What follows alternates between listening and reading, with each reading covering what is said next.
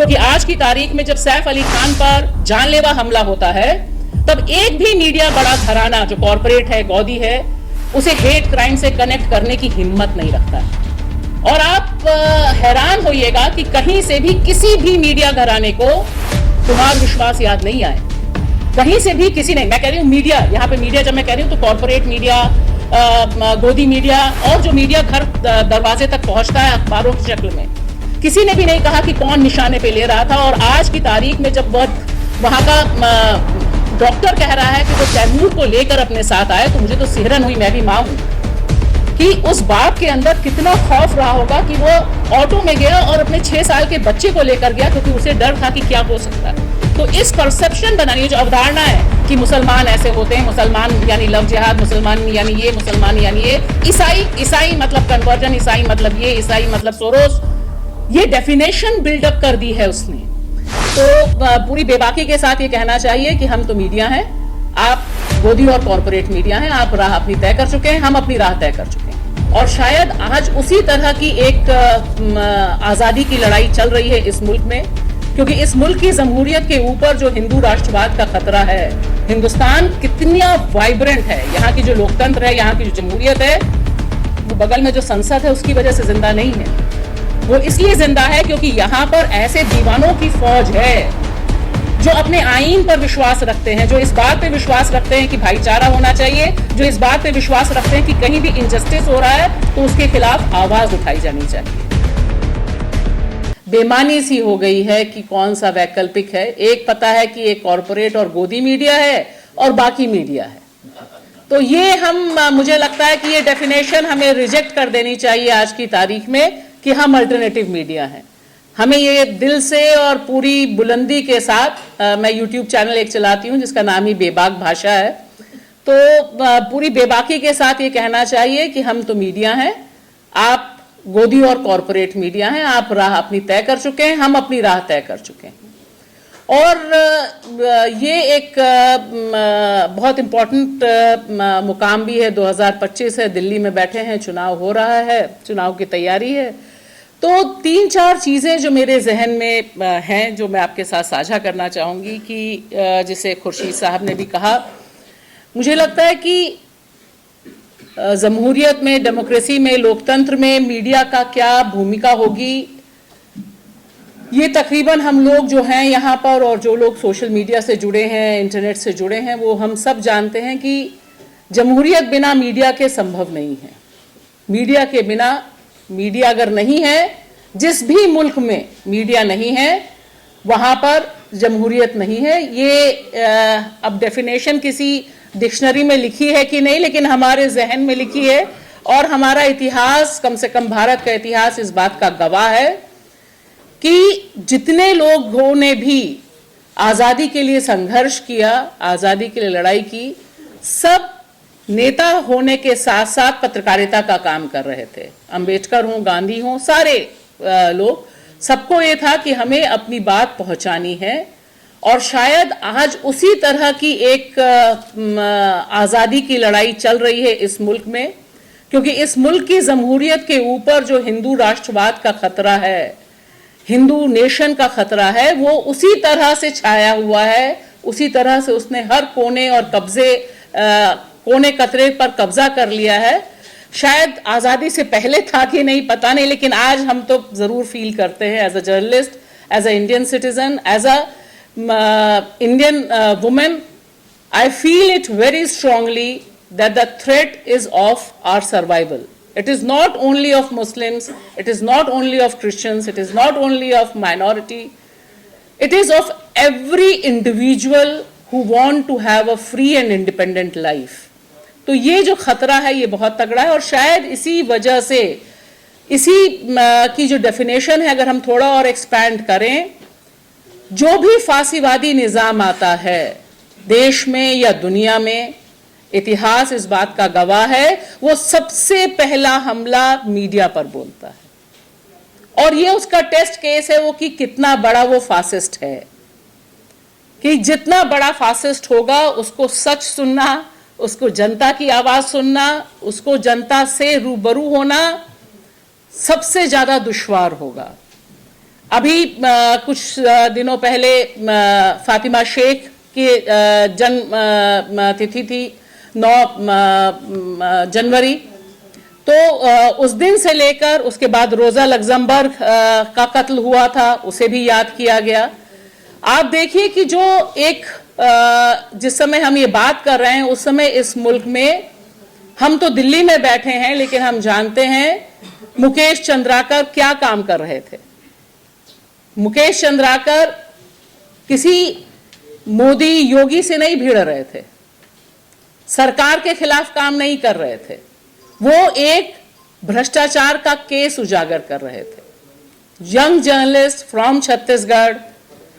He was killed brutally, मतलब कल्पना करने पे भी सिहरन होती है कि इतनी ज्यादा नफरत उस नौजवान 36 साल के पत्रकार से थी वहां के स्टेट को, सिर्फ इस वजह से कि वो अपना पेशा का काम कर रहा था, अपना as a journalist he was trying to expose the corruption. तो आप देखिए एक तरफ ये है, और आपने क्योंकि डेमोक्रेसी और वर्ल्ड की बात की है, तो मैं जो बहुत मेरी फेवरेट फोटो जर्नलिस्ट हैं अल जजीरा की, जिन्हें हाल में पुरस्कार मिला, समर अबू अलाफ, उनको भी याद करना चाहूंगी और इस प्लेटफॉर्म से उन्हें सलाम पेश करना चाहूंगी, क्योंकि गाजा में जो सीज फायर हुआ है उस सीज फायर तक पहुंचने के लिए अल जजीरा और अबू जैसी तमाम महिला जर्नलिस्ट, तमाम जर्नलिस्ट ने जो कुर्बानियां दी हैं, उसकी वजह से आज की तारीख में एक सीज फायर जैसा शब्द जो शायद 2023 से बिल्कुल इम्पॉसिबल लग रहा था, वह हो पाया। यह रोल ऑफ मीडिया है। वहां के जो पत्रकार जिन्होंने अपनी जान पर खेलकर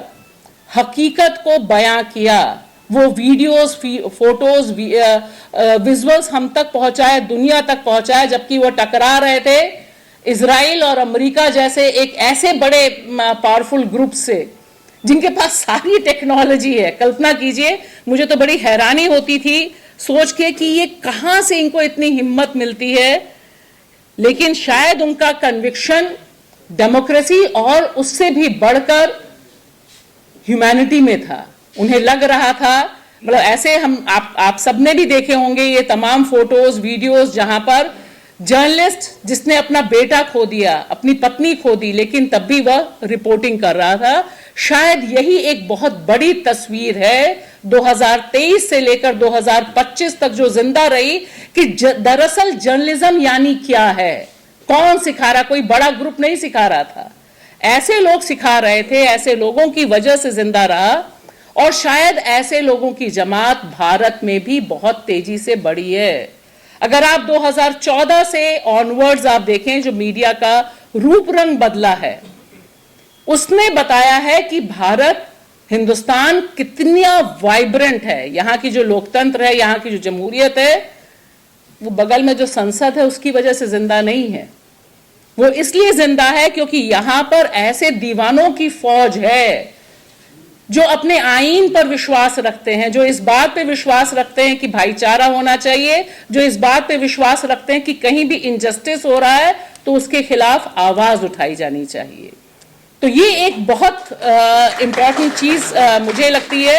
कि इस चीज को हम कितना मजबूत रख सकें, कैसे हम इसको जिंदा रख सकें। दो चीजें मैं खाली आपसे और कहूंगी जो हमें समझनी, और क्योंकि मैं ये मान के चल रही हूं कि हम सब फेलो ट्रैवलर्स हैं, हम सब वो जमा है यहाँ पर जो दरअसल इस मुल्क से बेपनाह मोहब्बत करते हैं, शायद इसीलिए हम यहाँ पर मौजूद हैं। और इस मुल्क को एक फांसीवादी निजाम से बचाने के लिए, मीडिया के ऑनस्लॉट से बचाने के लिए आज भी सब कुछ, सारा रिस्क उठाने के लिए हम तैयार हैं। शायद इसलिए हैं कि देखिए, मीडिया की जो पूरी कल्पना है, मीडिया को 4 कैटेगरीज में अगर हम रखें तो सबसे पहले जो 2014, उससे पहले भी चल रहा होगा, लेकिन आज की तारीख में मेरा सब दोस्तों और शुभचिंतकों से खाली मानना है कि हमें अपनी कट ऑफ डेट तैयार रखनी चाहिए। क्योंकि आज की तारीख में जब सैफ अली खान पर जानलेवा हमला होता है, तब एक भी मीडिया बड़ा घराना जो कॉरपोरेट है, गौदी है, उसे हेट क्राइम से कनेक्ट करने की हिम्मत नहीं रखता है। मैं रोज एक प्रोग्राम करती हूँ, हेडलाइंस मैनेजमेंट, इंस्टाग्राम लाइव करती हूँ, जिसमें मैं जितने अखबार मिल सकते हैं उनका एनालिसिस करती हूँ कि किसने कहाँ कैसी हेडलाइंस की है जानबूझकर। और आप हैरान होइएगा कि कहीं से भी किसी भी मीडिया घराने को कुमार विश्वास याद नहीं आए, कहीं से भी किसी ने। मैं कह रही हूं मीडिया, यहां पे मीडिया जब मैं कह रही हूं तो कॉरपोरेट मीडिया, गोदी मीडिया और जो मीडिया घर दरवाजे तक पहुंचता है अखबारों की शक्ल में, किसी ने भी नहीं कहा कि कौन निशाने पे ले रहा था। और आज की तारीख में जब वहां का डॉक्टर कह रहा है कि वो तैमूर को लेकर अपने साथ आए, तो मुझे तो सिहरन हुई, मैं भी मां हूं, कि उस बाप के अंदर कितना खौफ रहा होगा कि वो ऑटो में गया और अपने 6 साल के बच्चे को लेकर गया, क्योंकि उसे डर था कि क्या हो सकता है। तो आप सोचिए कि ये जो परसेप्शन बनाने की इंडस्ट्री में तब्दील हुआ है मेन कॉरपोरेट और गोदी मीडिया, उसने दिमाग को नफरती मशीन में तब्दील किया है। उसने कहीं से भी यह क्वेश्चन उठाने की, तो इस परसेप्शन बनाने, जो अवधारणा है कि मुसलमान ऐसे होते हैं, मुसलमान यानी लव जिहाद, मुसलमान यानी ये, मुसलमान यानी ये, ईसाई मतलब कन्वर्जन, ईसाई मतलब ये, ईसाई मतलब सोरोस, ये डेफिनेशन बिल्डअप कर दी है उसने। और ये बहुत खतरनाक है। हम सब खुश हो सकते हैं कि हम जिंदा हैं और हम काम कर रहे हैं, लेकिन सामने जो खड़ा है उसकी शक्ति को भी पहचानना जरूरी है, उसका पावर पहचानना जरूरी है। ये बेवकूफी होती है कि युद्ध में हम अपने दुश्मन की ताकत को कहें कि वो कुछ नहीं है जी, हम ही सब हैं। नहीं, हम जानते हैं कि वो अवधारणा पैदा करता है, वो लिंचिंग करवा देता है फेक न्यूज से। तीसरा जो बड़ी चीज है, जो फेक न्यूज का जस्टिफिकेशन है, फेक न्यूज चला देते हैं, लेकिन एक भी चैनल माफी नहीं मांगता है। पूनावाला को माफी इसलिए मांगनी पड़ गई क्योंकि वोट का सवाल था, पूर्वांचल हाथ से निकल रहे थे। तो ये जो 3-4 चीजें हैं जो आज की तारीख में एक इंडस्ट्री के तौर पर है, मुझे लगता है बतौर मीडिया कर्मी हम सबको एक दूसरे की कड़ी से कड़ी जोड़कर खड़ा होना और यह सोचना कि हम कैसे बेहतर ढंग से ये जो नफरत की इंडस्ट्री में मीडिया तब्दील हुआ है उसे उसका काउंटर कर सकते हैं। अगर मिलर टाइम्स अच्छा काम कर रहा है तो मेरी जिम्मेदारी as a journalist, as a Indian citizen बनती है कि मैं उसके अच्छे काम को सपोर्ट करूं, आगे बढ़ाऊं।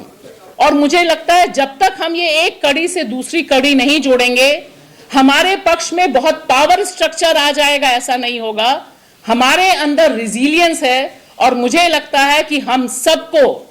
फिलिस्तीनियों के रिजिलियंस से, उसकी प्रतिरोध की क्षमता से हमेशा एक आग मिलती रहेगी कि जब वे कर सकते हैं तो हम भी निश्चित तौर पर लड़ सकते हैं, जमहूरियत को बचा सकते हैं और अपने वतन परस्ती को किसी और के कहने पे नहीं, सिर्फ अपने कहने पर बेहतर जर्नलिज्म करके जिंदा रख सकते हैं।